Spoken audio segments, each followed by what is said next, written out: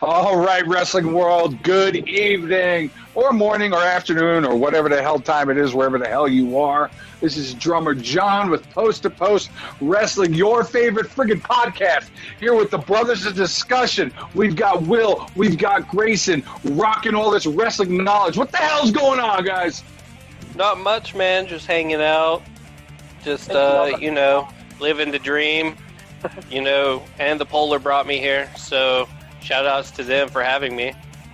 Yes. I was all like, man, I might just go watch wrestling tonight instead of do the podcast. And they were all like, nah, bro, you need to do the podcast. And I'm like, and the Polar, you are correct. Let me do the podcast. Those guys are fucking awesome. Yeah, we joke about our sponsors, our Omaha Steaks and Blue Chew and all that shit. But the real sponsor here is And the Polar. Check them out where you check out music, where you check out podcasts. They're freaking YouTube, awesome. all that good Jazzy Jeff stuff. Don't sue me, Jazz. All right, guys. So I don't know about you guys. I am fucking pumped about wrestling this week. There was some good shit on. I'm happy to talk about it finally because I have no friends here in Colorado that watch wrestling for the most part. So this is the only time I get to talk about this shit. So, I'm always pumped for Tuesday nights. Oh, yeah. I mean, the worst part is just being on basically extended vacation really makes it hard for me to keep track of time. Tuesday. Okay, what time is it? Fuck, it's almost time. Maybe you gotta be more professional, bro. Shut up. So, AEW had their big culmination of the past, basically, month with Fight for the Fallen last Wednesday. So I thought it was pretty good. Now, was it as good as last year's Fight for the Fallen? Well, it's hard to beat that when you don't have the crowd backing behind it. That is true. That is true. They didn't go with full tilt into all the theatrics and stage play that they would have had they had a crowd and actual, pay-per-view backing, since they did it as basically a very special episode of Dynamite for all you Blossom. So I remember last year, because I started doing the podcast with you guys shortly before Fyter Fest and Fight for the Fallen. So I remember last year we were talking about it, how Kenny Omega's outfit didn't come in on time and all that shit. And I was hoping to see a little bit of that, see the Kuma outfit. Yeah, all things considered, I was pretty happy with Fight for the Fallen. I mean, that opening up with Cody and Sonny Kiss was a solid match. Yeah, solid decision really too. Good match. Yeah. Solid decision to put it up front. That's your controversial match. People are talking, one way and the other about it. And I love how, you fucking know Tony Khan had him do that dance routine at the beginning of it, just as a big fuck you to all the doubters out there of Sonny Kiss. Exactly. It was great. I mean, that honestly, that was the perfect intro for him. Absolutely. That was like straight playing into character and really hamming it up the way he needed to. And then, they made it look like Cody was going to just fucking strong arm him out the gate. Then boom, flipped around. And he made Cody work. It was a Cody match. Yeah, he did. You'll wait. I like how they called it in a sense where, Cody may have underestimated him. They brought it up several times. Cody may have underestimated him. And just the way the announcing took place on that, I thought was really good. It really lent itself to the match. It hyped everybody up.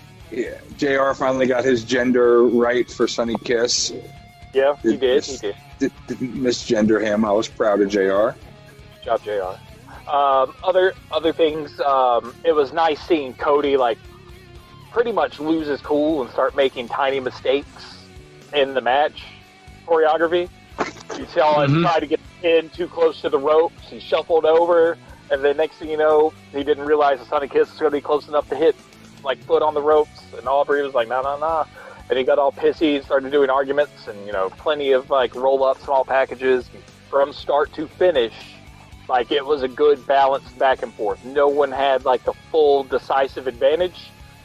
And then, it finished like a classic Cody match. There's a quick hiccup from someone, and then Crossroads, boom, pin, done. It wasn't a 100% formulaic Cody match to where he does his drop on the back, sneaky pop to the chin. That didn't happen because it got scouted the one time. And then his other stuff, his little disaster kick off the middle rope and everything, all of his usual setups for the win happened early in the match. Yeah. So it was way different than usual Cody match choreography, and that kept me a little more engaged. As we predicted, though, as we all thought, Sonny Kiss did come up short in the match, but definitely a statement was fucking made, and good for Sonny Kiss. Yeah, he definitely proved he can work in a title picture, for sure. Next match was FTR, was it not? FTR and Lucha Bros? Yes. Yeah, I believe so. Ah, damn. Mm-hmm. Those fucking chops that Ray and Penta were laying in stacks, and that fucking blood on his chest. That shit was real. He opened his ass up. Yeah. That was a damn good match. Damn good.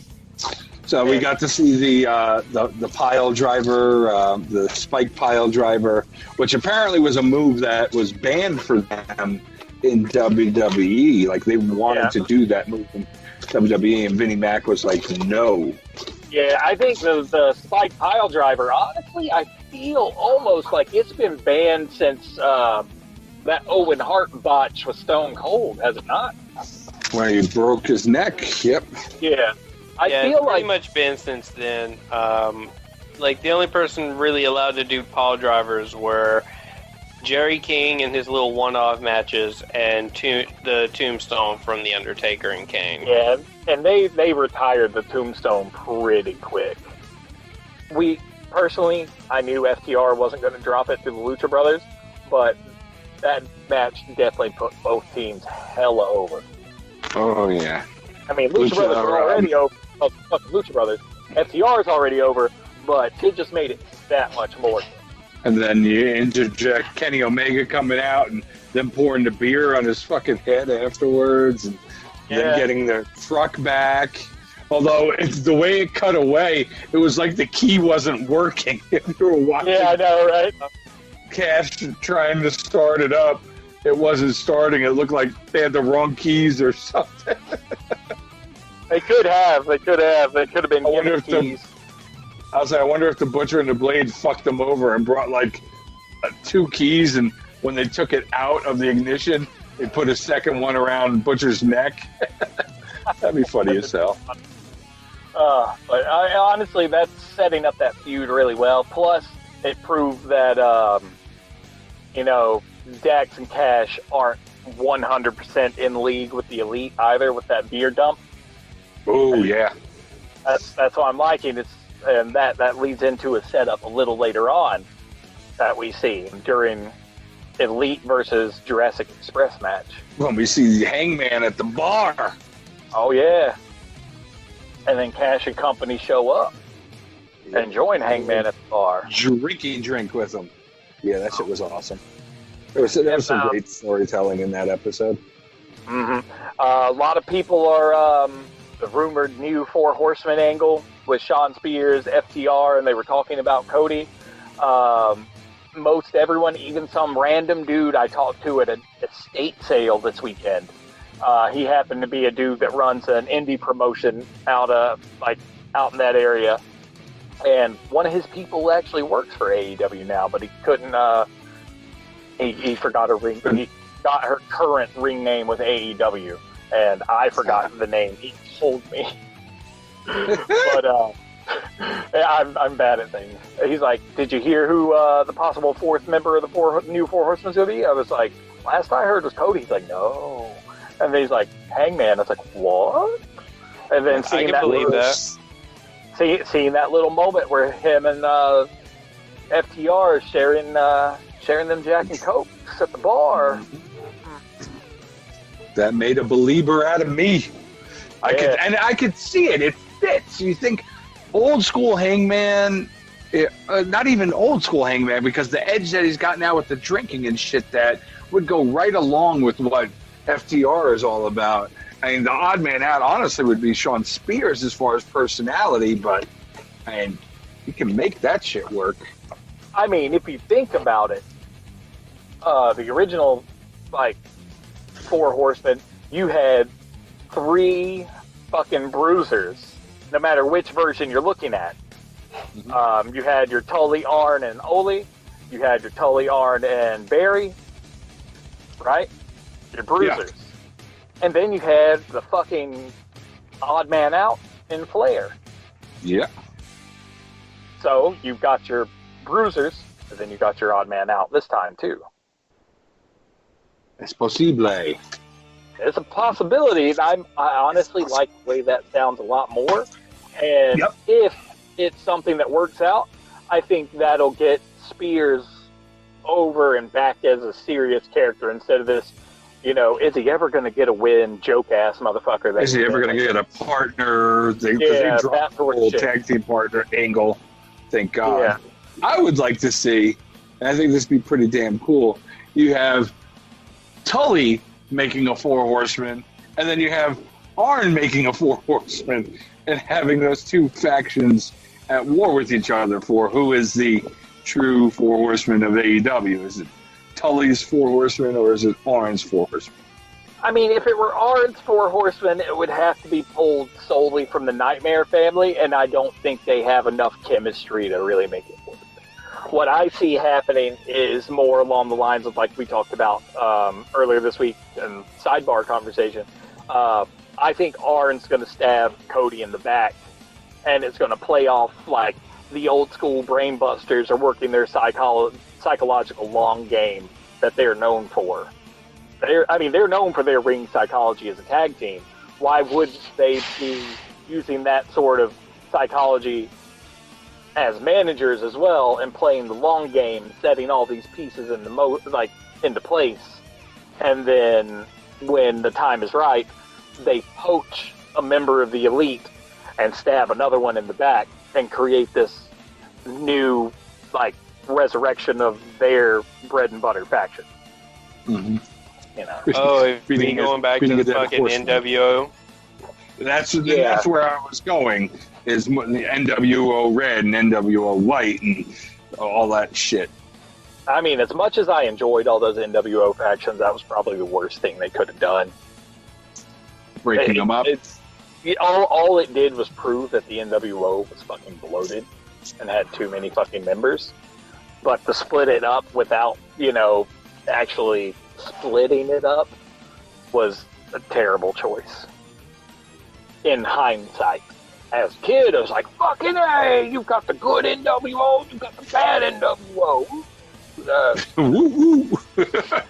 I will say, going back to the match that had that nice little nod to Hangman's possible future allegiances, Marco Stunt did good work. I'll give credit where credit's due in this match.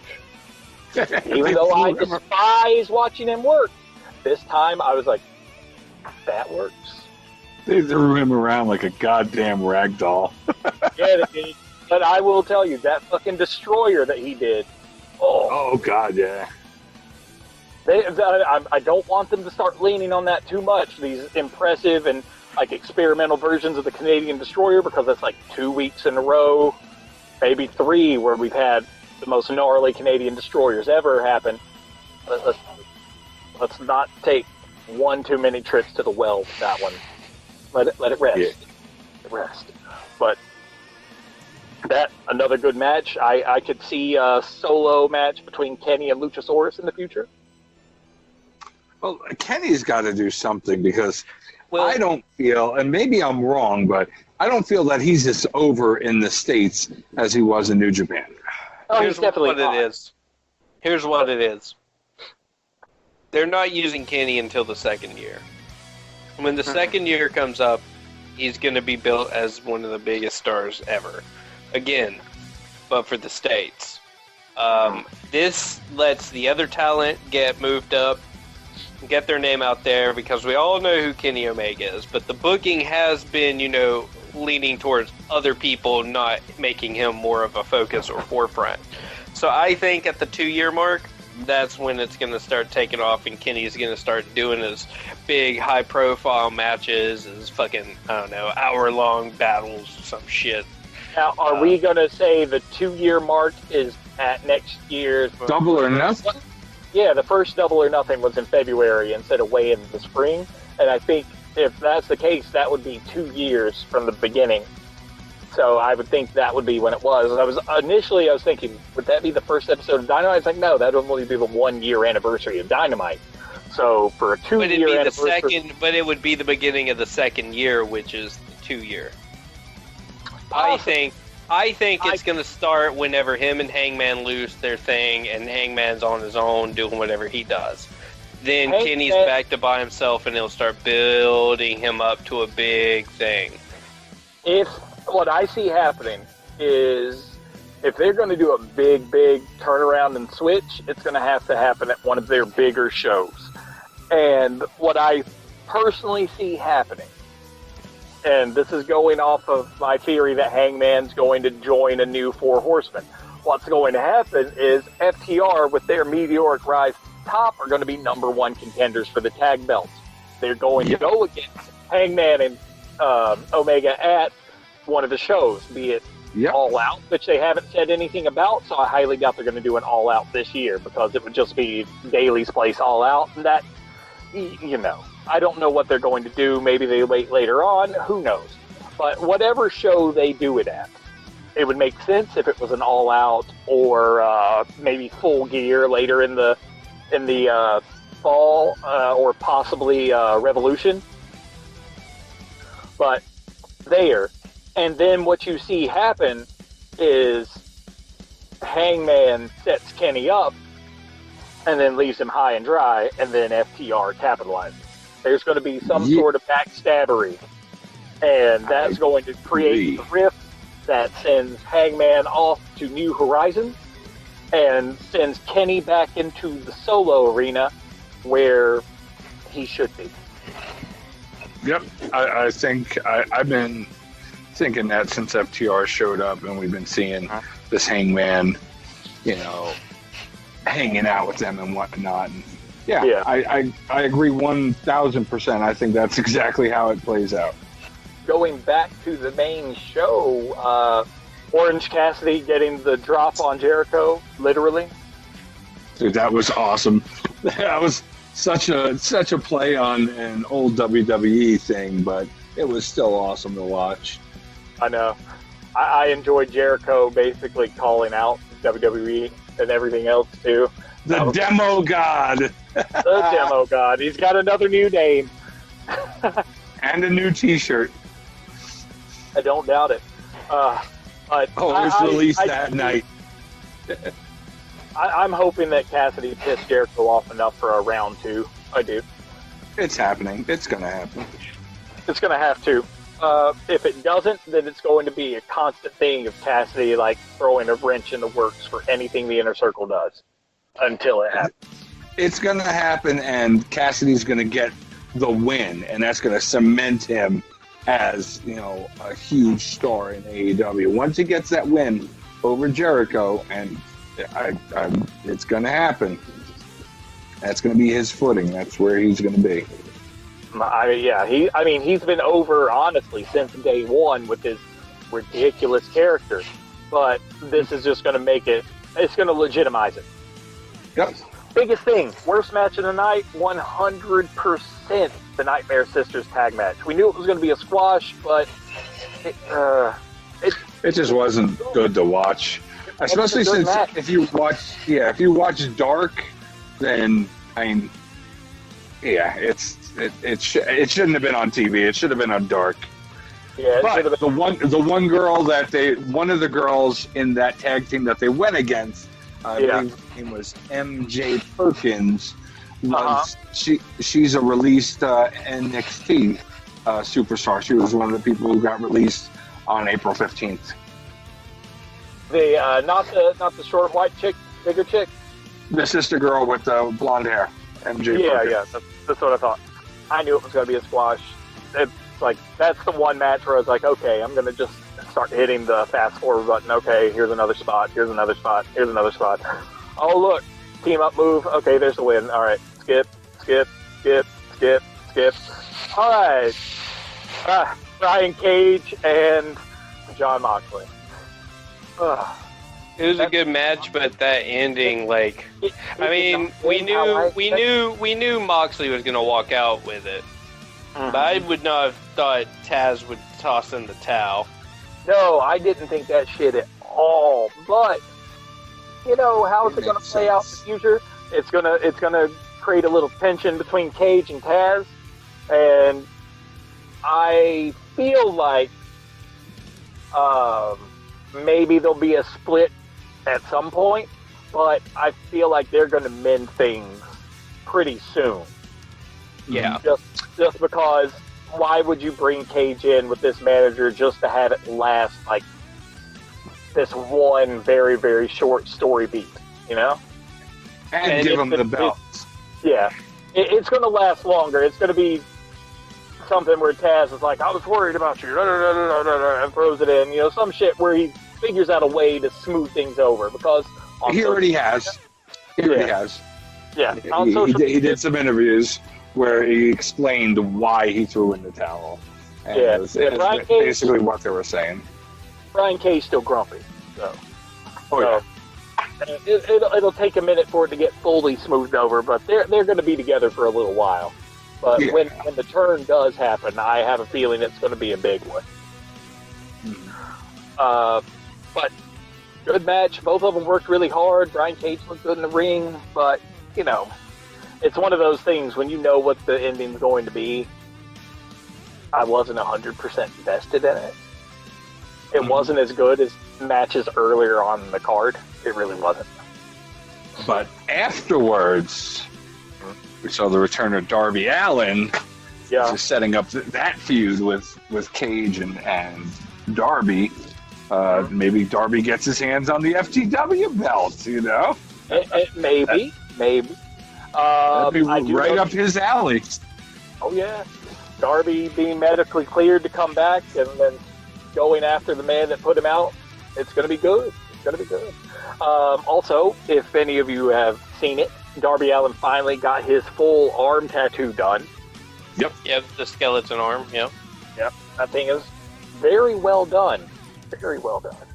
Mm-hmm. Almost as much black work as me, but he's not there yet. We got some big news for this week. Apparently, there's going to be some big indie star coming out to challenge Cody for the TV title. Yeah, they put that out for the people who were on Cody's list.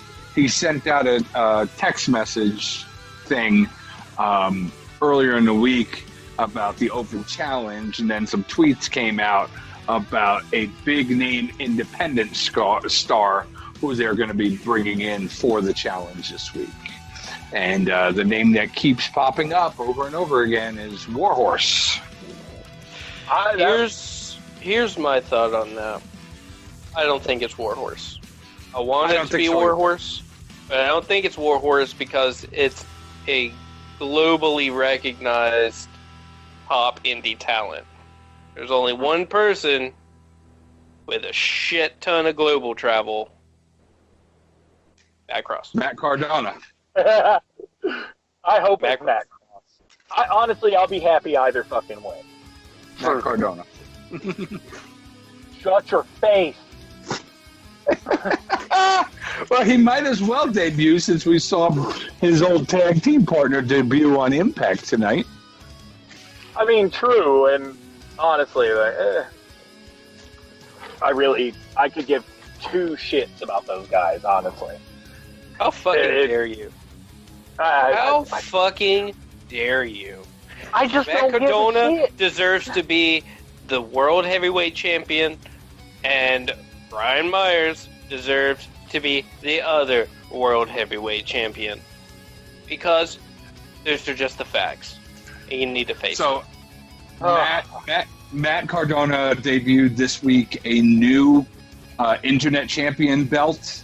He did another photo shoot for his new ring gear and everything. Like, he's ready to go. He just needs to find a home.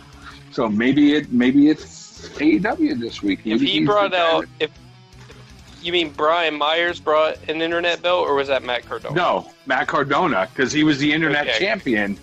We'll see where he lands. That's where the former Zack Ryder is going to plant his feet. I would love to see it in AEW.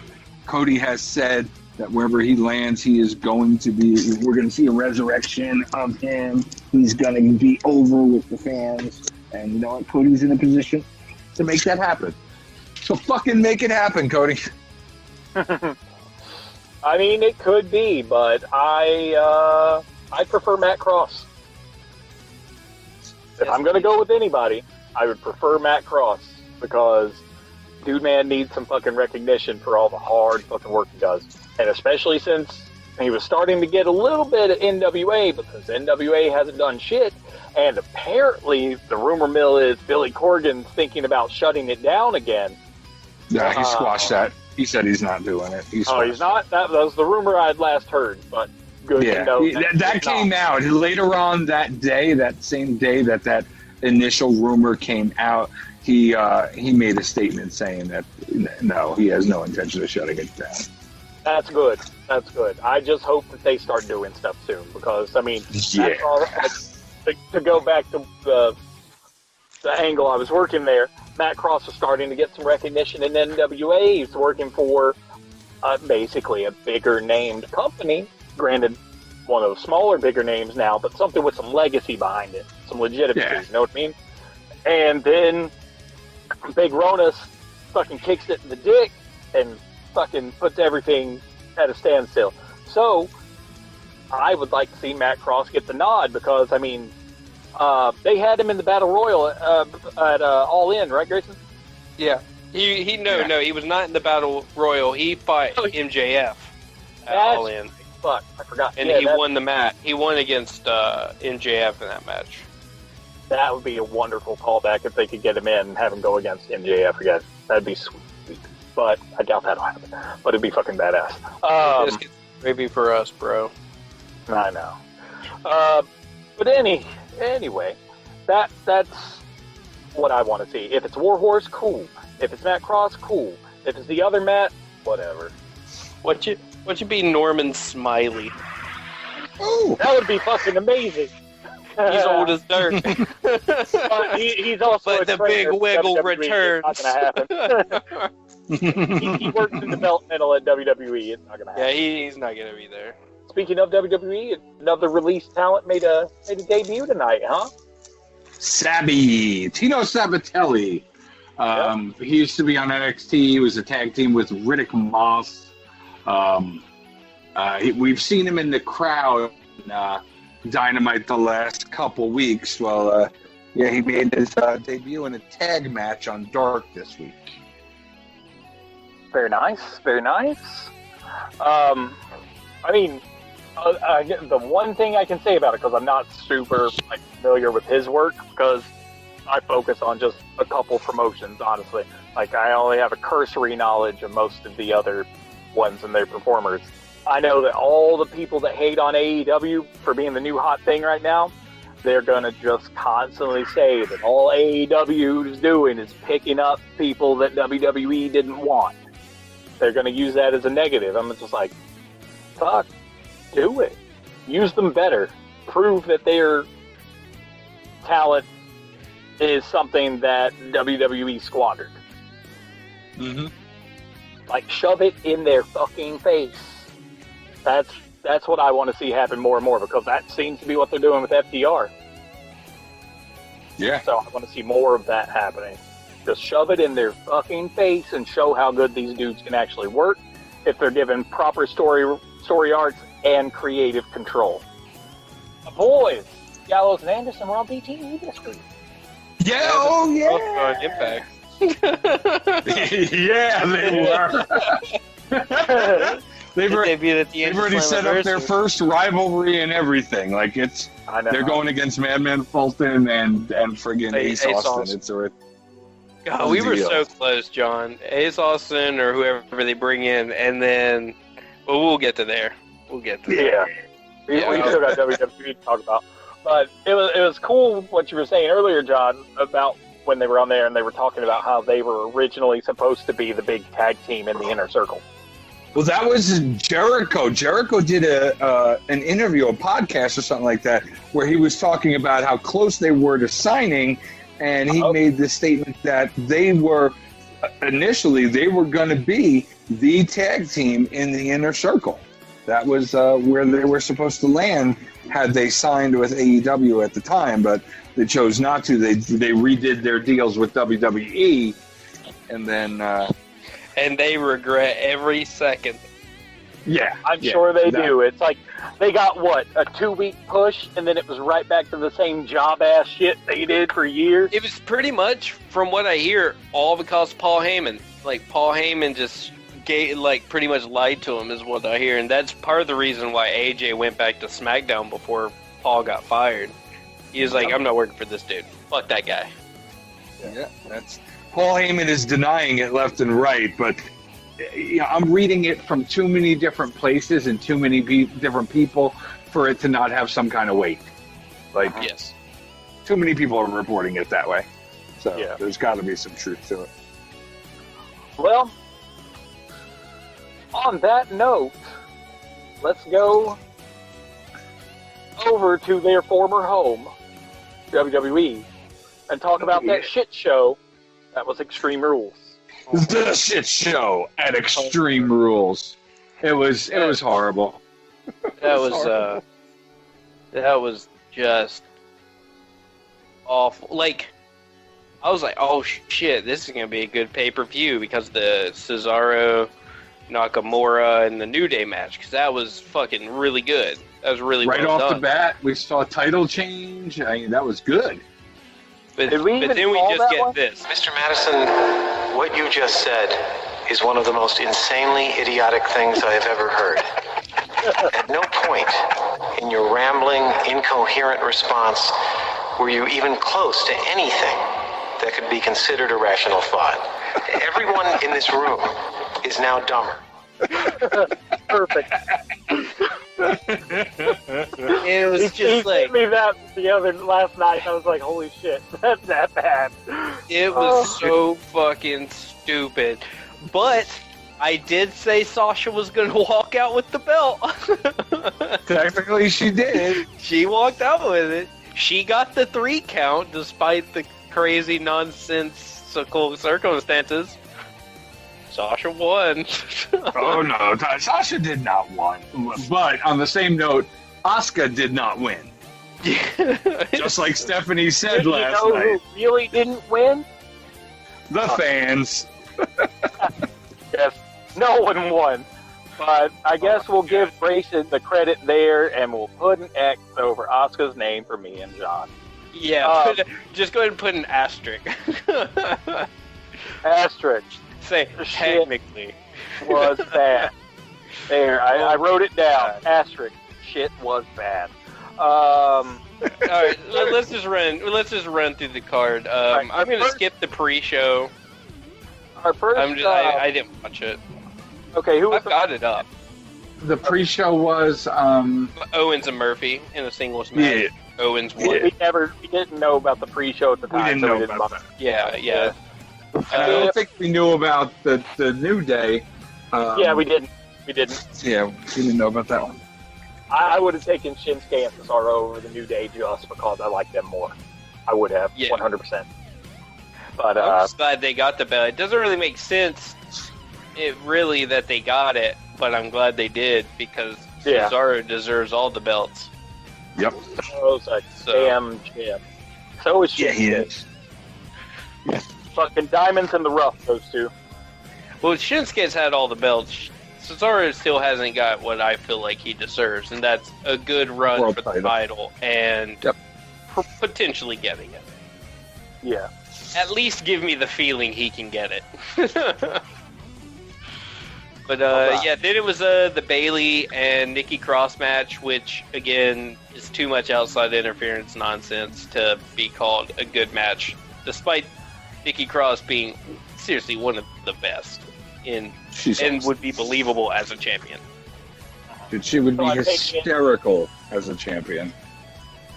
Yep. So we all guessed correctly, and Bailey won. Yes. Yeah. And Alexa did nothing. Why was she even there other than just, with Alexa Bliss? She did nothing. It didn't help Nikki at all, whatsoever. Was just there. She did not help out. No. I guess I get an asterisk around this one. I think Will might have also, but MVP defeated Apollo Crews. Oh, he did? Apollo's got the goddamn COVID. MVP. No show victory. He failed a physical, John. Okay, he failed a physical, a pre-match physical from his injuries sustained prior to the full Nelson, the deadly master lock from Bobby Lashley. Yeah. Okay. Jesus fucking Christ. It was dumb as shit. But I like how they're just building that, even though he's not present and he's not going to be present for a little bit, because I mean, it's just going to come to a fucking head, and those guys are going to just tear shit out of each other, and it's just going to be interesting how they're going to portray the two belts and who's going to have one belt and so on. But yeah, so MVP won, and that's I think a check mark for Grace. Yeah. You're good. So far, you haven't missed a beat. This is a good day. Seth Rollins and Rey Mysterio, I-4-9 match, fucking stupid as well. we kind of saw an eyeball. We saw a fake eyeball with no blood vessels. Yeah. It was hilarious. When it happened, the lady, she goes, if he doesn't puke, it wasn't real. And as soon as she said that, it was like the most perfect timing. Just if he doesn't throw up, it's not real. Just starts throwing up on the side. I'm like, man, I really hope he forced himself to throw up somehow, because that's impressive. He's gonna puke. That's now John's favorite wrestler. That's a callback to Draw. That's a callback to Draw's nice. Yeah, it's just, as soon as they fucking, it was the old lady was watching with me, and there goes the puke, and she's like, "Did he just puke?" I'm like, "Yeah, he's gotta puke." So I guess I'm the only one that was wrong. Not bad. Yeah, loser. Finally got one right. Yeah, that match, dude. Okay, on how stupid it was. The one thing I can say is, one fuck up by either of them, one of them probably would have actually lost an eye. Oh yes, it's like the still step view. It's still crazy to me that they're just like, yeah, fuck it, let's do it. But at the same time, like, yeah, fuck it, that's stupid. Yeah. So, but still, that was dumb. It was dumb. It's over now. We don't have to worry about it anymore. It's happened. It's in the past. Thank God it is. I cried in the shower after that match. I needed a shower beer to console myself. The lady came in and rubbed my back. It's okay. I'm like, no, it's not. They did it once. They can do it again. Now, compared to the eye for an eye match with Santana and Mox, which match do you think was better? Santana and Mox. Santana and Mox. Okay. There's no. And that's not, and that's not necessarily saying, like, those performers are better performers. It's just more of, it was believable. Yeah. Because it really wasn't that much of an eye for an eye match, but, I don't know. Some about it just came off more realistic than this, and I think they kind of lost me with the fake eyeball gag. Yeah, well, we knew there was going to be some kind of gag. Like, we knew it was going to happen. I also thought it was hilarious when Ray rips off his fucking little eye patch part of his mask and shows his like blind eye. Like, dude, you're just wearing the fucking contacts you used to wear. Yep. Like, get the fuck out of here. We all know you do that shit. He should really go pop his cat eyes in. Do karate across the ring. Then we had Asuka and Banks, which I called. Yeah, you did. I do not stand by that. There was a 3 count. Stephanie Sasha came got out on Monday. There was a 3 count by someone. That don't matter. Oh, Stephanie said on Monday night, and the bell rang. neither one run. Sunday night, not Monday night. Yeah, we were talking about Sunday night. A win is a win, a loss is a loss. And it was not a win. This revisionist history nonsense. Go to the WWE website. Who is listed as the women's champion? Go to the WWE website. Who's listed as the women's champion? Asuka. Who won? Doesn't matter. It doesn't matter. They're not recognizing it as a win. They didn't recognize it until Monday. But in terms of us making a prediction and who got the 3 count, which technically, even though they said it, By her partner. That's not the point. The point is there was a 3 count by a person in a striped shirt, a bell rang, and someone walked out with a bell. It's another asterisk. There was no title change. I did say Banks would walk out with the title. Title change. It's retroactive continuity. She would be if they hadn't decided to make her not the next night. Nah. Yeah. It's all story, John. She became champion and lost it in less than 3 hours. Retcon. They do it in comics all the time. Retcon. Shit didn't happen. That's all we've got to say. Retcon. But yeah, it needs an asterisk. 100%. Needs an asterisk. It's not one. Okay, it's perfect. not one. I wrote it down earlier. Shit was bad. Yeah, that was stupid. It's so stupid. But, so moving on, so that way everyone's happy with the other matches, other than the fact that the whole show sucked. Next match. It was McIntyre and Ziggler. And we all called Mac. And the fucking build-up for what Ziggler's match was gonna be was so fun. It's something you've never seen before. And you can't do shit, and I could do everything. Get the fuck out of here. Get the fuck out of here, Dolph Ziggler and Bruce Pritchard and Writer's Room and Creative and Vince McMahon. Get the fuck out. Go home. You're senile. All of you. Yeah, no joke. I mean, fuck, the only thing Dolph Ziggler's ever done well was when he took that fucking spine buster from Arn at Starrcade. They should have done a hog tie match and just tied fucking Drew McIntyre up on like a fucking like peg-a-cue or something and just like literally hog tie him. Like, here's your match. That would have been better of a hype up because that hadn't been done. We've already tied him up to the turnbuckle for Dolph Ziggler to beat him up. It's over. That's good shit. Oh. Put that shit on Pornhub. God damn it, Bruce. Why didn't you think of this 30 fucking years ago with Hulk and Ultimate Warrior? God damn it. Okay, so yeah, any other thoughts other than my god damn it? WWE really sucks. God damn. That pay-per-view really sucked. Yeah. And then Very, very disappointing. And then, last and definitely least, Bray Wyatt, Braun Strowman in the swamp fight. Fucking And horrible. I assume we all got it right, though, right? Bray Wyatt, yeah. And you couldn't really tell it was Bray Wyatt. The only reason it was Bray Wyatt was because The Fiend appeared at the very end. That was it. Like it was just kind of like a whole bunch of false finish ending things, and then all of a sudden it's like, we both go underwater, but only The Fiend rises. But it's like there's no 3 count. There's no true ending. It's just nobody in a striped shirt counted to 3. right. It wasn't a win by your definition a couple minutes ago.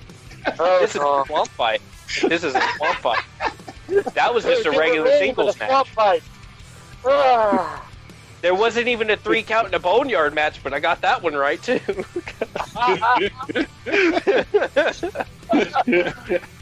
Out of the 6 matches that we predicted, Grayson got 5 in an asterisk, and John and I both got 4 in an asterisk. I got 4 and 2 asterisks. 42%, baby. 42. I got 100% with an asterisk. Yeah. And this is the one I thought I was going to do really bad on. I was like, I don't fucking know. This is just going to be my shit one. Yeah. 100%. But fucking Extreme Rules. Yeah, that was just bad. That's what I think John was mentioning beforehand. Vince McMahon like ripped up the script because like of the negativity behind their Extreme Rules shit fest. Yeah. Today or yesterday, Vinnie Mac tore up the script from Monday Night Raw because it was just a shit show and it was just so bad and all the negative press. And they had to do major rewrites, not only because of that, but also because there were people who couldn't attend Monday Night Raw. But nonetheless, he tore the whole fucking thing up. They were like 3 hours delayed on recording. It was pretty bad. Things that we lost, which could have been so good. It goes along with the fact that Hurt Business got a new member. Yeah, they did. Oh, Shelton. Maybe he'll actually do something. The new 24th. Well, they're gonna fucking do something. They're gonna be the new nation of domination. That's why Farouk was there. Right? Yeah, Ron Simmons was there. God damn. Damn. That was one of the storylines that got scrapped. That it's not going to happen. Oh, we got new Impact champion. Oh. Spoiler alert. We'll talk about that in a minute. Yes, we will talk about that. I got a feeling that Impact is going to be a bigger part of this show now because they're doing some shit. Dude, finally. I'm actually thinking of getting rid of Netflix because I can't find shit to watch. I'm tempted to downgrade it to the DVDs again and then just get TNA because I watched Slammiversary and it was fucking great. Yeah, it was. Even though I hate Josh Matthews and I don't really like Don Callis commentary. I liked Don Callis' commentary in New Japan. He worked really, really well with Kevin Kelly. Yeah. Excuse me. But, was there anything else in WWE that went down? Basically, there's contract rumors for Rey Mysterio floating around. Apparently, he was in talks over the past couple days. Today? Today? Okay. I thought it was, the way you said it before, I thought it was over the past few days. But either way, he's in talks, so he could be re-signing. Who knows? We don't know yet. Only time will tell. By the time this episode airs live, fuck, he could be a WWE man again, or he could be like on a handshake day by day. We don't know. And then apparently, did Seth Rollins' stable get a name? They may have dropped a name, kind of like they did with the Hurt Business. He keeps referring to them as the Greater Good. It's not even a stable, just him and friggin' Murphy, because Austin Theory is just gone from TV, and the word on that is that they just stopped talking about him in the writers' room. Like they just stopped talking about him. But that the timing on that is a little because he came. Oh my God! Start digging on CM Punk and call him the Cult of Personality. That'd be funny as hell. I had a thing I wanted to say. Okay. I forgot. Okay.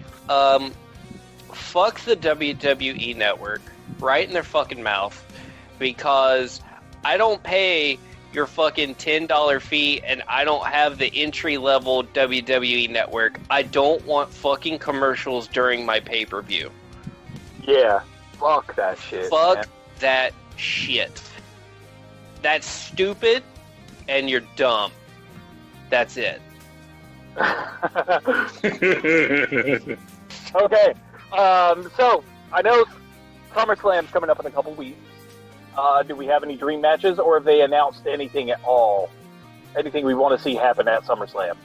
I think the only thing I know, I'll bring it up. I think the only thing, and this is what John mentioned earlier, which I've also read, but John mentioned it was probably Orton and McIntyre for the belt, which, from what I've read, rumor-wise, is they want to take the belt off McIntyre, so it could be Orton gets it, and then that way they can do a new culmination, you know, for McIntyre when crowds are back.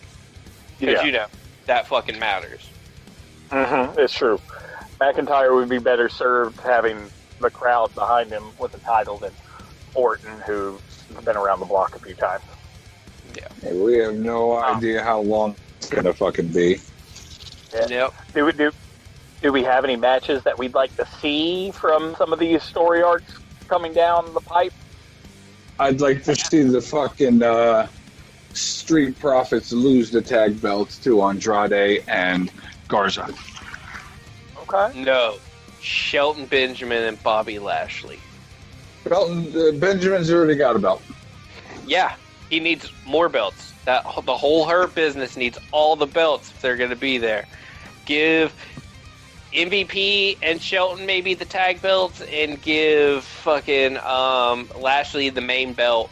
Or so, yeah, one of them's going to have one belt regardless. Or do something of that nature. Because, I mean, it is a team literally of singles guys, but Shelton has tag experience. So regardless, it needs to be there. But I agree. Give the belts to someone other than the Street Profits. I haven't really been that intrigued with their run.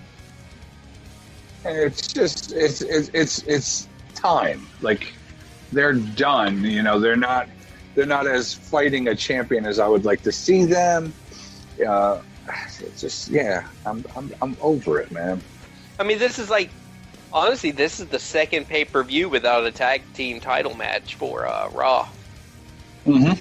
Because that one didn't even happen. It was just the Raiders and them fighting around in the back and doing comedy skits. Yep. Did they scratch the ninja thing? Did they scratch the ninja thing? I haven't heard much from the ninja. Tozawa was there last week doing the ninja thing. Okay.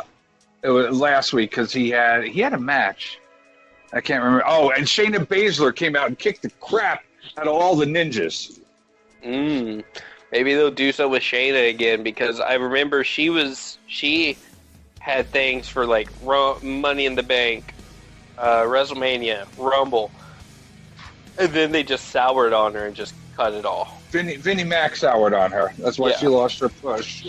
And they were supposed to be working an angle with Natalya and Lana going after the belt for SummerSlam, but Lana, pretty much everyone in her family is tested positive for COVID, including friggin' Rusev, and that's why she wasn't on TV this week for precaution. It'll probably be the same for next week too.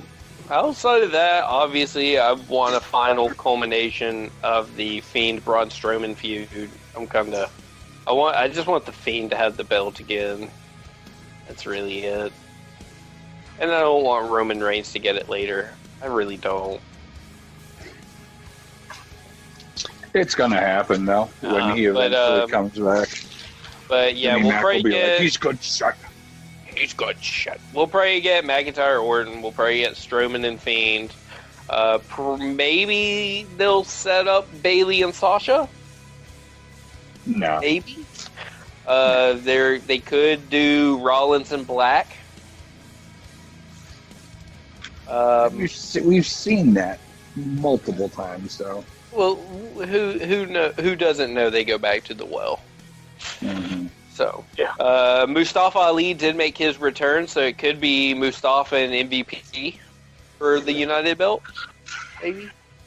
If Apollo doesn't come back. Yeah, maybe Asuka and Shayna. That'd be cool.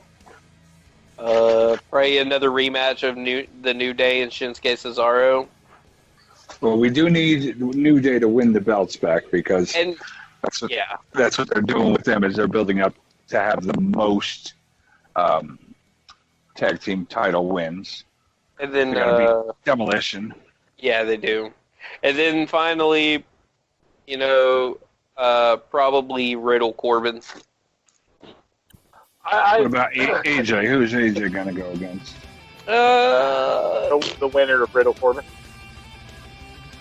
Probably he'll probably set up the feud for that, but he'll need some sort of throwaway match. Hell, maybe the return of Roman. I don't fucking know.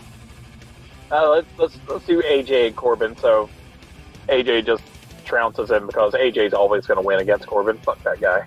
I would say, back to what John said, though, Andrade and Angel, Garza, and the Street Profits, I wouldn't be surprised if it was a triple threat with the Viking Raiders. And then Angel and Andrade could win and move on to feud with the Viking Raiders. Or maybe it's fine, the Viking Raiders gets it, and then Andrade and them feud. And then maybe then Andrade and Angel win by nefarious means. Nefarious means. There's no telling. It sounds like there's a lot of shit we'd like to see happening. Mm-hmm. But honestly, until we see an actual card, it's all up in the air. But the only definite, Orton and Mac. Oh, that's not even a definite. That's just a possibility. The only one that is, well, in terms of definite, it's more like the only one that has a high likelihood of truly happening. Mm-hmm. The rest of it's just, taking pot shots in the dark. And again, I'm not paying $9.99 a month to see advertisements for Applebee's $8.99 dinners. Fuck Applebee's. All right, Impact, motherfucker. Slammiversary. Slammiversary. Fucking awesome. And they won me over right in the first match with the Motor City Machine Guns returning after 2 years. Everyone thought it was going to be the Good Brothers that were going to be making their, debut in that open challenge by the Rascals. But no, it turns out Chris Sabin and Alex Shelley going to do another run as the Motor City Machine Guns. And, well, spoiler alert, they won the tag belts tonight. Oh, so they ended the Norse record-breaking over a year run. Yep. So a lot of the dirt sheets were saying that Impact had big things planned for the Machine Guns. You're bringing them back. I mean, Sabin's been working behind the scenes for Impact for a while now. It was just getting out. All the things. Give him all the things. I like watching him work. He does good shit. I loved his old move. I think it was called the Future Shock, but it was a muscle buster. Yeah. It was great. The Muscle Buster is definitely one of those moves that's straight up banned because it will probably bust you up. I mean, that's what ended Tyson Kidd. Yeah. That is straight Impact to the neck. There's no cushioning that bitch. And I also really enjoy Alex Shelley, and it's always a benefit when you see a Teenage Bottle Rocket logo. Oh, yeah. There you go. Right on an ass. Right on the ass. I was hoping for a minute there that Alex Shelley was going to stay with NXT because he did the one match with Kushida as the Time Splitters and the Dusty Rhodes Tag Team Classic. But I like the Motor City Machine Guns more than I like the Time Splitters. So this works better for me. Yes. One day maybe I'll get my wish and Kushida will fucking jump ship and go somewhere else because, goddamn. It's what we even predicted. We even said they're not going to do shit with Kushida. They're going to bring him in and then do nothing. Yeah. Dude's fucking amazing. He was getting... He had the fucking run of the place in New Japan, and then he left to go make American money. I'm like, oh, don't do that. Don't make a Shinsuke mistake. No, stay in New Japan. And let me just say, the Rascals... Shinsuke, Kenta... Yeah. The Rascals were fucking impressive. Oh, absolutely. I actually don't have much experience with them, but that shit, they got me. They got me as fans as well. I was like, I don't care who wins. This is fucking great. And you got to see all three members because what's his face? Trey was in the main event also. Yes. He's the third member of the Rascals. what was I gonna say? Also, Kushida will probably never go to Impact because of Impact's handling of Sonata and Okada. That's fine. They sucked using them as talent. Completely botched it 100%. But yeah, so that was great. The next match was Moose and Tommy Dreamer, which, come on now. We all said Moose. Yeah, come on now. It was a good throwback match. We saw thumbtacks. We saw, whatnot. Saw the trash can with fucking goodies. Yeah. What was the first? What was the actual first match, though? I know Motor City. There was the Rascals Open Challenge. Okay, Rascals Open Challenge. That's the one thing we didn't predict on, though. No, Well, we couldn't. We didn't know who the other team was. Well, we didn't even have it written down to even say, like... I don't think it was listed. It wasn't listed at the time. They came out with that on Wednesday? Or they might have came out with it. It was the other match, because I have the one here. The X Division match, we didn't know about that one either. Yeah. We didn't know about one person. Yeah, we didn't know about who the secret entrant was in the final match. In the main event, yeah. Yeah. So, okay, so let's go ahead and go to the next one. Kylie Ray, John called that one. Kylie Ray did win, and she pinned who I said Taya Valkyrie. So it was a toss-up there, but John got the win. Yeah, their women's division is pretty fucking good. Like I also took Kylie as well. So yeah. Well, I was surprised that they brought out Katie, Rob Van Dam's wife. Katie Moore, is that it? It's Rob Van Dam's. Yeah, it's Rob Van Dam's wife, but she wasn't listed originally in it, and they put her in there. Katie Forbes, that's her name. Katie Forbes. And she came out. I didn't know what was going on anymore. It just threw me off because all it is Queen of the Twerk or something like that, and then just literally just thong and twerk, and I'm like, am I watching wrestling now? All right, moving on. We had the Chris Bay Willie Mack. Chris Bay ended up winning, became the new X Division champion, the King of Finesse. Finesse Division, as he will probably call it. That's the guy that Cody was looking at, and then Impact snatched him up as soon as they said the day after he mentioned it. Or was it the day on, or something like that, yeah. He's also the first DLC character for Retromania. Ah. Yeah. Was that a late edition? Because I don't see it on my list right here. Yeah. Yeah, okay. That was. We didn't know about that match. Okay.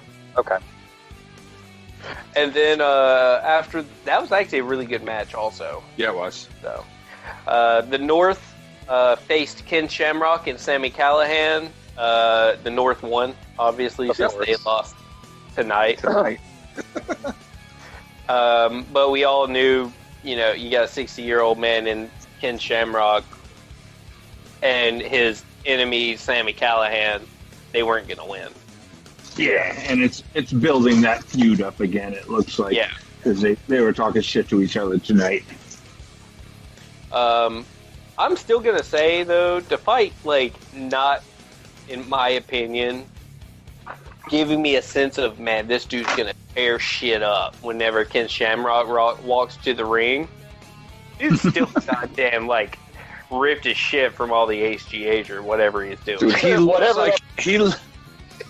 looks like Al Bundy on steroids. He really does. And I went like to do because he was one of my favorites.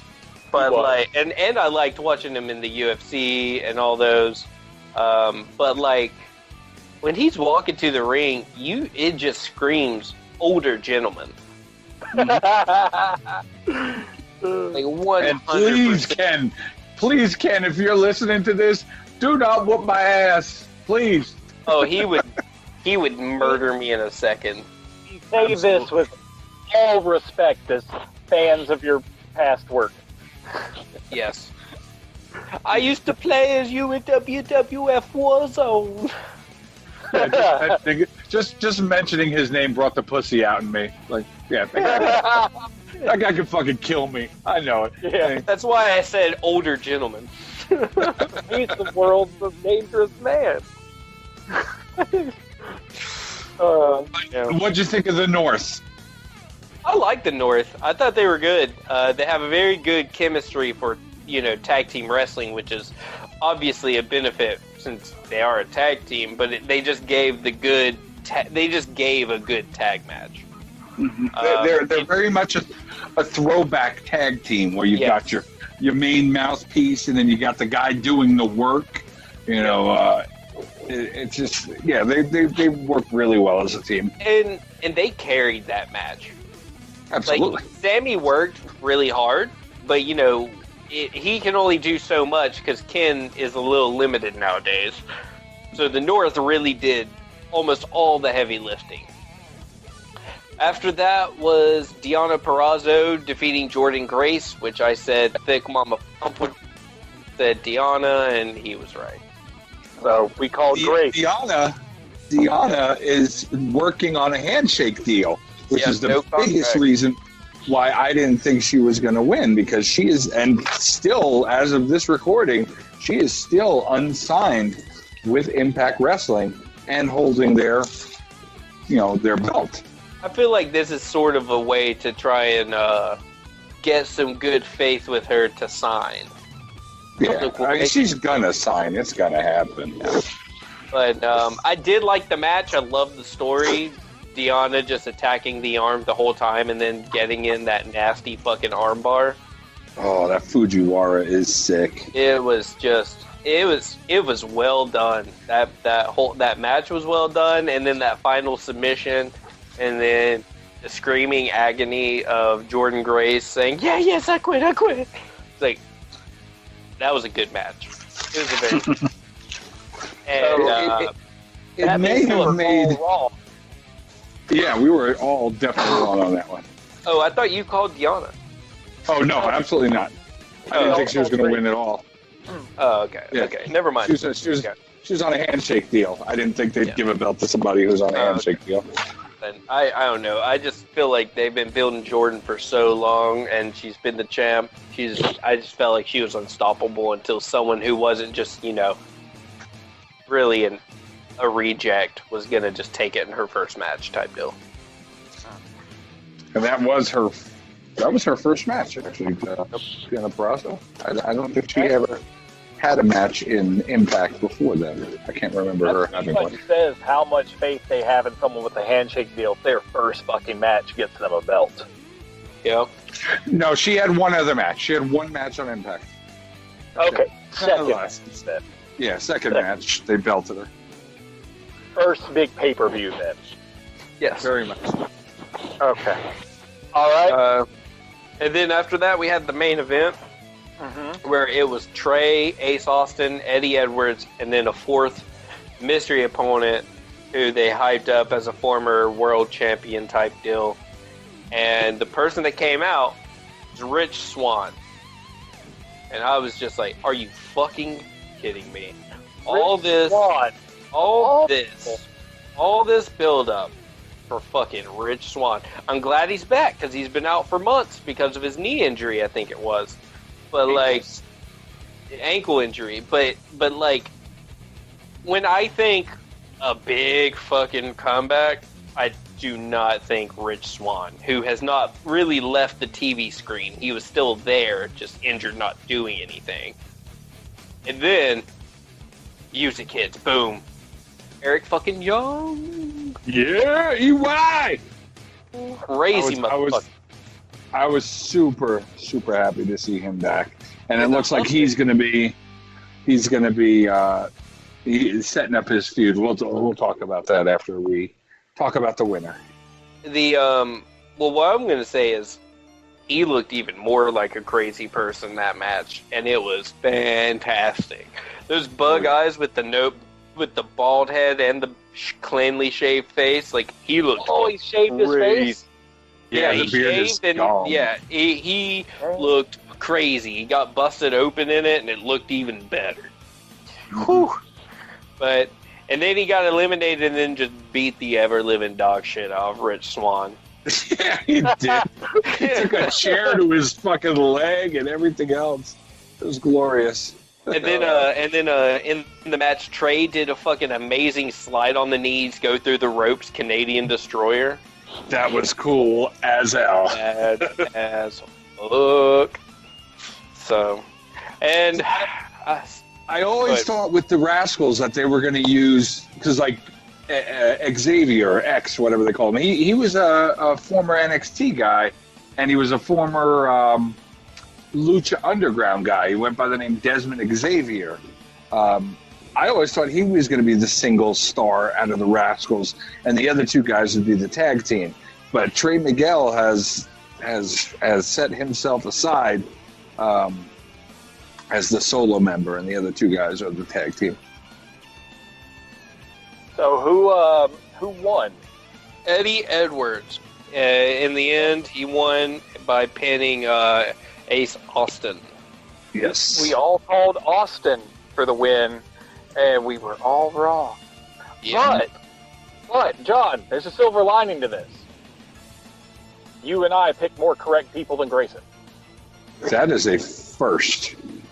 Probably the last two, but I'll take it away. We'll give you the I'll give you guys the Impact, the stepchild of the group. But we got John and I got 3 out of the 5 matches we knew about, and Grayson got 2 out of the 5 matches we knew about. Yep. Not bad. And then at the end of the match, we saw the Good Brothers come out for the save, because Madman Fulton and Ace Austin were kicking the shit out of Eddie Edwards, and then the Good Brothers, as they're being called, came down and saved them, and then got some Good Brothers lager thrown into the ring, and they had a good old beer bash with Eddie Edwards drinking beer. Nice. Yeah, they're like 2 Stone Cold Steve Austins now. They did it again tonight too, when Excellent. they set up a rivalry with Madman Fulton and Ace Austin on Impact tonight. So that'll be their first. Rivalry. Then we're also going to see Eric Young as the first contender for Eddie Edwards, because he came out tonight and they got into it tonight. So that's going to be the first contender for the belt. It honestly, all things considered, since Impact decided to finally cut ties with all that dead weight that was holding them back, it looks like things are looking up. Oh, just get rid of Josh Matthews and bring back Don West, and you've got a winner. Fair enough. I think Don it's West commentary. He was back for a minute. They did a retro show, and he was back for the night. He was doing all this just crazy energy. Looks like he's like coke. He just spent all night doing coke and 5-hour energies. So he's like the dude from the UWF. Yes. Oh, Jesus Christ. But more Tommy Bahama shirts. Okay. Nice. So Slammiversary, they knocked it out of the park. Good deal. I'm going to have to finally go back and watch it now. I've like I said, I've spent most of my time watching AEW stuff, and I've never got around to watching that one. And then segueing around, last week we were talking about New Japan and their upcoming show. New Japan Road was this week. It was yesterday. It was actually Sengoku Lord is the one that we needed to make predictions on. That one is end of the week. It's on the 25th. But New Japan Road happened this weekend, or just the other day, and it's the setup show for Sengoku Lord. Big thing is just a bunch. Honestly, it was a shitload of tag matches. It was a tag match show, 100%. You had the usual old talents going up against the Young Lions. The Young Lions always lose, so we don't even need to talk about that. Then you've got Cho Yoshihashi and Yano and Ishii against... Yano got the pin. Yeah, a mixed team. Gabriel Kidd, Taguchi. My man. Sorry, he keeps taking all these L's. But hold on. Fuck y'all. There we go. I was waiting for it. But they got the W over the coaches team, which makes you sad. Then, of course, last week when I mentioned it real quickly, Sonata and Shingo versus Doki and El Desperado, I was like, if Doki is on the team, it's basically like having a young lion. You're going to lose. And I was proven correct. Shingo and Sonata beat the shit out of Doki. Plus, I feel like for LIJ, this is their new heavyweight tag team. Shingo and Sonata. Yeah. If they do it right and they get that chemistry down, that LIJ chemistry that stable is known for, it's going to be Burley. It really is. Then you've got, it was Goto and Okada versus Gato and Takahashi, the grudge match. We Bullet Club for life, but sadly, being a setup match, Goto and Okada won. God in my heart. I know. Tokyo Pimp, he came off a big thing in the cup, but then, or not the cup, but Dominion, and then they fuck it. But next, you've got Suzuki Goon versus fucking Not Chaos. I think they gave this stable a name, and I fucking saw it the other day with all the guys that, basically anyone who's already not in a stable that's a big name. You know, Wado, Nagata, Koda, and Tanahashi. They gave that crew a name recently, and I saw a post for it, and I can't fucking find it right now. But they lost against Suzuki Gun. So Kanemaru, Suzuki, and ZSJ and Taichi beat them thoroughly. And then all about Bullet Club gets the W over LIJ. So Bone Soldier, Dick Togo, and Evil beat Bushi, Naito, and Hiromu. As is tradition. Yep. But It's Bullet Club for life. Yep. But Excluding big John. Sengoku Lord, which is this Saturday. We need to go ahead and make some calls on that. It's not a big show, but it's got a big-ass main event, so I'll hang back on, unless some of you already know. But first match, Bone Soldier versus Yuya Uemura. Bone Soldier. Of course, Bone Soldier. Grayson, Bone Soldier? I don't need to say it. Bullet Club for life. I know. I just have to make sure I'm testing. Okay. The next one, the big tag. Taguchi, Kojima, Honma, and Togi Makabe versus Gabriel Kidd, Yota Tsuji, Toru Yano, and Ishii. Makabe. I assume that John is going to go anti-Yano, so... You're wanna go? goddamn right. I'm always going to pit Taguchi. So, Here's what I gotta say. Yeah, fuck Yano for life. F4L. That's our next. That's our first official T-shirt. There we go. Too lame. No, it's perfect. I love it. So, how about you, Grace? I already said Makabe, bro. Fuck yeah, man. All right. Okay. So, Thank John and me will always agree on this. You know, he may be sour about Sasha Banks. Damn it, fuck Yano. there we go. All right, next. We've got the third match. Sho, Yoshihashi, and Goto versus Bushi, Sonata, and Naito. LIJ. And yeah, I'm totally going LIJ. Yep. Wait, who's the other team? I'm still saying LIJ, but I It's just Sho. want to verify something. Sho from Roppongi 3K, Yeah. Yoshihashi, and Hiroki Goto. Has even Roppongi 3K even tagged together for a while now? Because I feel like Yo they got haven't done shit. Yo got injured during the cup. Okay, that would do it. Okay, Yeah. just resolved.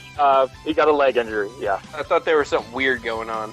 Okay. No, they've been pushing shows single stuff for a while now, but they're still doing their tag action. But during the cup, Yo suffered a legit knee injury or something. So yeah, he's down for a bit.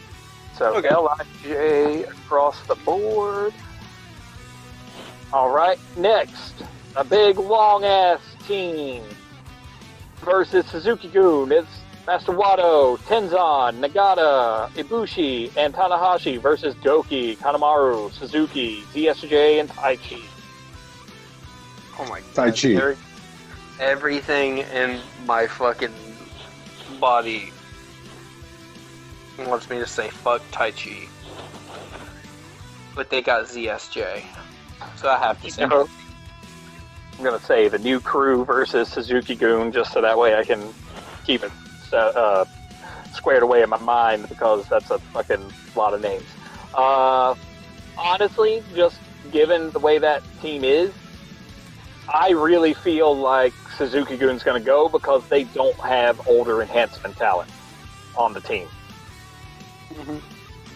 I mean, technically Suzuki should be enhancement talent by now, but fuck, he's still going as hard as anybody after 30 fucking years.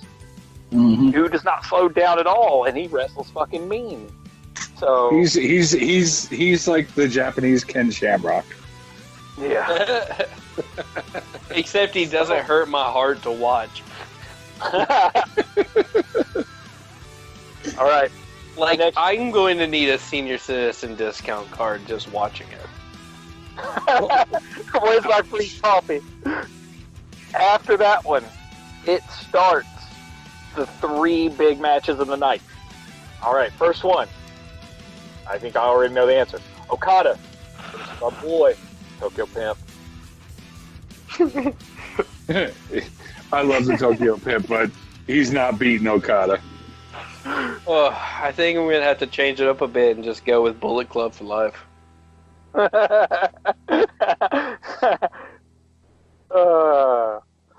I'm going to write down Pimp for all of us. John is not BC for life. He already said it.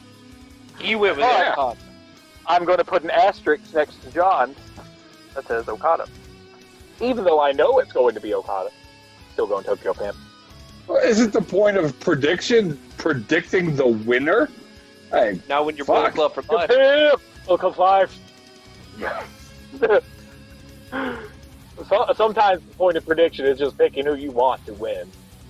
I mean, hell yeah, I want to predict the right one every time, but sometimes you gotta go. I pick the right one every time. Other people who don't. Hey, I got one word for you, buddy. Slammiversary. There we go. That was a good pay-per-view. Now, I'm not even ashamed. That was a good pay-per-view. now, Whatever, man. I got 2 for you. Sasha Banks. now, the big thing is this is a fucking still that grudge match from when Yujiro stabbed the entire Chaos in the back to go over to Bullet Club all those years ago. So this is a long stemming feud. So I'm hoping that it continues the feud, since he kind of dicked Okada over in the cup as well. So this is one of those things where I'm hoping it just turns into a thing and it starts getting Takahashi the big push. That's why I'm going to predict him outside of the already guaranteed love for the club. But that's where I want it to go, personally, predicting a possible route for the story. I would just like to see it build up more, but Okada is New Japan's golden boy. That's what happens. Yeah, that's what happens. All right, but I could get off on a tangent complaining about how Okada wins all the time, but I actually like Okada now compared to back when I first discovered him, because at least he wrestles with a fucking personality now. I credit All In for doing that. But The next match. Now, other thing to tell you. 60-minute time limit on that match between Okada and Takahashi. So they must expect it to be a pretty good one.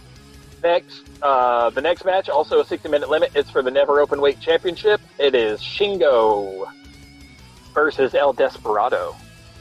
Who's the champ? Shingo. It's his third defense of the Never Openweight belt. I'm going Shingo. He retains. I am honestly going that way as well. He's going to have to break Kenta's record because most people drop it pretty quick, and Kenta held it for a while before he lost it to, I believe he lost it to Shingo, or did he lose it to Goto and then Goto lost it to Shingo? I forget. I think that was the route. Goto and then Shingo. Yeah. Grayson? Shingo is a safe bet. Shingo will probably win. I do not think Shingo will beat Kenta's record. Okay. Therefore, it's probably going to be Shingo. But I'm going to say Desperado, because I like Desperado more. And this is I want him. I do like El Desperado a lot. I honestly, I like the way he works in the ring.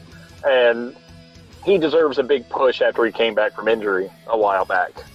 But, yeah, who knows? Who knows? But still yet, I'm going Shingo, but Desperado is a good pick as well. It'd be a total mix-up. I'd like to see Desperado with the belt. But I'm going with the safe bet. Almost sure bet. Because they are really high on Shingo as well. Now, the last match. It's also just so it's Masato Tanaka who has the longest record for that belt. Okay. 314 days. That's not bad. I know Kenta had a really long run of recent title holders, and that's why I said Kenta's record, because for a while it was like every time someone had their first defense, they'd fucking lose it. Yep. Or they wouldn't get past one, they'd have one defense, and then their second defense, nothing. They'd lose it. And so Kenta held on to it for X number of defenses. I cannot remember exactly the number before he lost it. And Masato got it by actually beating Carl Anderson. I'll be damned. So, there's your fun fact of the day. You're welcome. Yeah. I know a little bit. Thank you. All right. Now, the last match. This one's the one that's going to get you. This will put a twist in your noodle. Okay. The first defense of the 71st IWGP Heavyweight Champion and 25th IWGP Intercontinental Champion, Evil, versus Hiromu Takahashi. Evil. Fuck me, but yeah. Evil. Bullet Club for life.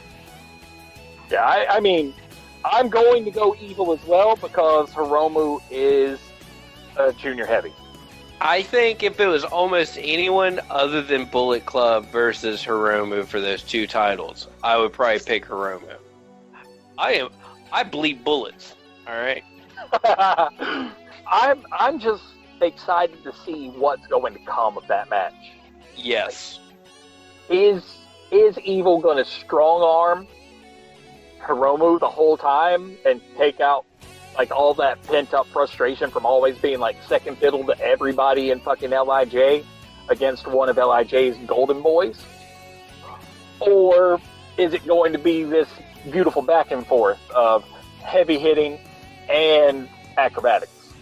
I don't know. I'm going to say it'll be the mix. I think it'll be the mix, but it'll be a little more one-sided with that Evil staking his claim.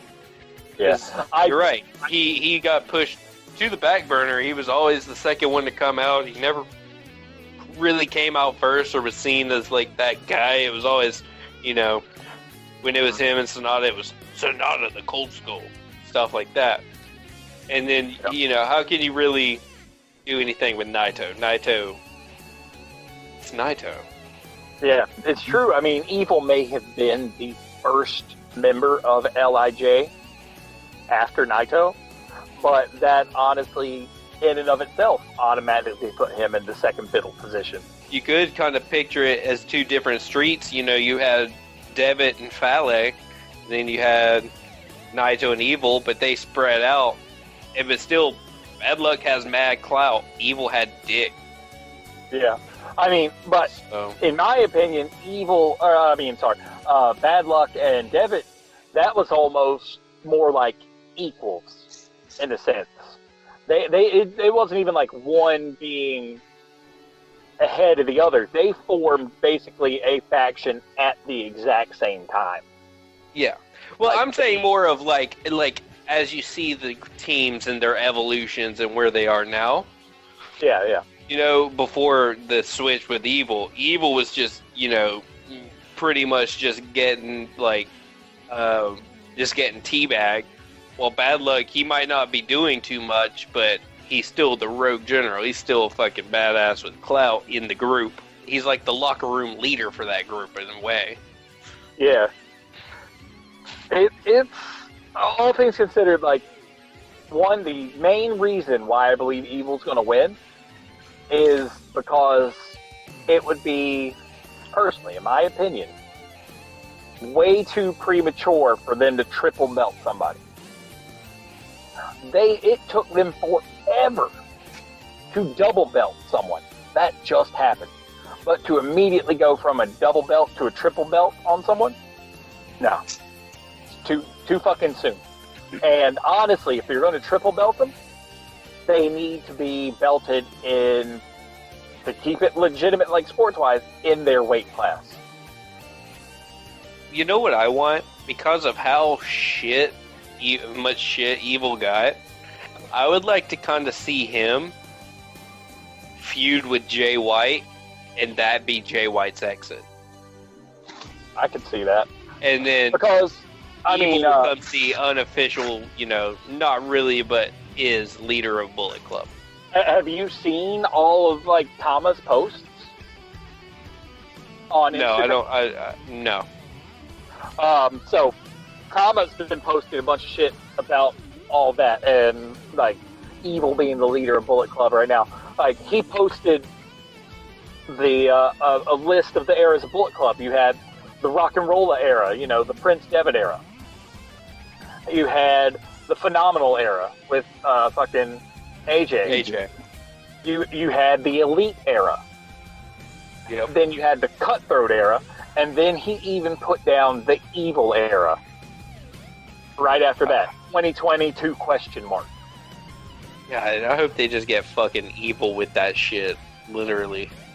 And pun intended, just literally just back to beating the shit out of everybody. I really enjoyed the fact that they played some old school Bullet Club tactics when Evil got his shit. And I hope that old school Bullet Club runs deep. And I hope that since the Good Brothers are working with Impact and they're allowed to work with New Japan, that they roll right back into Bullet Club. Yep. And it's just like a return to form. Bullet Club is just mean as fuck and just running roughshod over everybody. Just dripping with belts. Dripping. Drip. And they be icy, dripping. Icy. I want fucking Yujiro to at least get like the never open weight like 6-man tag belts. So that way my boy can get a belt. Because they're probably not going to put any of the really, really good belts on him. If Chase comes back at some point in the future, I could see it being him, Chase Owens, and probably Bone Soldier. That would be my guess. Because never open weights, it's usually a weird mix of heavyweights and junior heavyweights. Then the other belts can go on various people. It would be wonderful to see. All I know is if this is Jay's exit, then I want to see it being a fucking badass exit, kind of like how they, back when Kenny and them the Elite took over Bullet Club, where they fucking stabbed AJ Styles in the back. Mm-hmm. I want to see some shit like that. I do. Let's be real, Jay hasn't really done shit. No, Jay for being Bullet Club has been the most un-Bullet Club member ever. Yes. Because he still just reps his Switchblade shit all the time. and doesn't really talk too much Bullet Club. No. Every once in a while he does. And he's shown face ringside a couple times with everybody. But for the most part, even with his fanboy Gato, Gato's almost always repping like the fucking Switchblade towel or like a Switchblade shirt or something, but not too much Bullet Club gear. It's almost always regular Switchblade stuff. So I thought from the beginning that Jay was kind of a transitionary Bullet Club guy. Yeah. John, thoughts? I think you're spot on, man. I could totally see that Evil taking over Bullet Club, and I like that idea. Plus, there was talk a while back about Triple H having interest in Jay White. So if this is an exit for Jay White, maybe he's coming stateside. Better pay him more than $40,000 a year.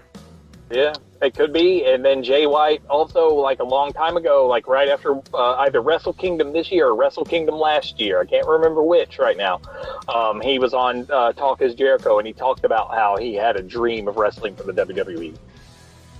Mm-hmm.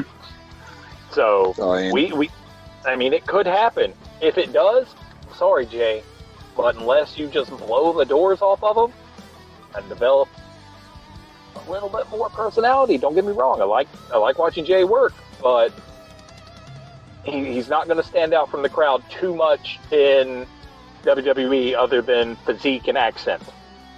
That's the short and long of the Jay White trajectory if he goes to WWE for me.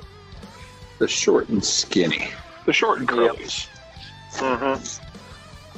All right, gentlemen, any other pertinent wrestling-related topics that we need to go over? Because we've hit the high notes, I believe. Well, if that's it, man, I guess that's it. All right, so first, let us thank our one real sponsor, 20th Century Media and the Polar. My boys. He will Falcon punch you. Yes, he Falcon punches the shit out of the garbage we give him to edit and turns it into fucking gold for everyone listening. Dude's a peach. Love you, Big F. Do you want to hit our other sponsors, Chris?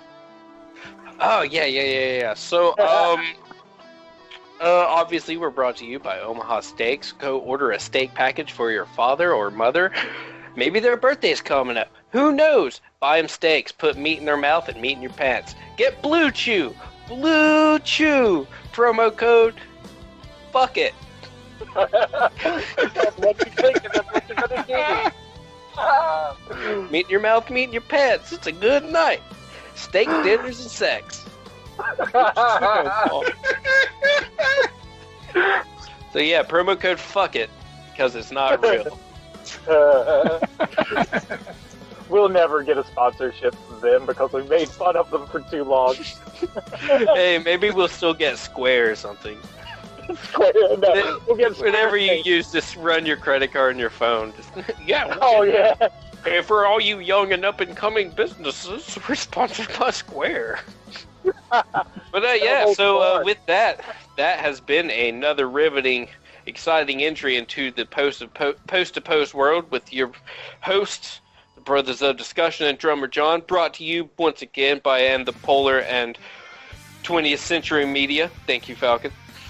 To all, have a good night and have a great rest of your day. Peace out. Talk to you next week. Bye-bye.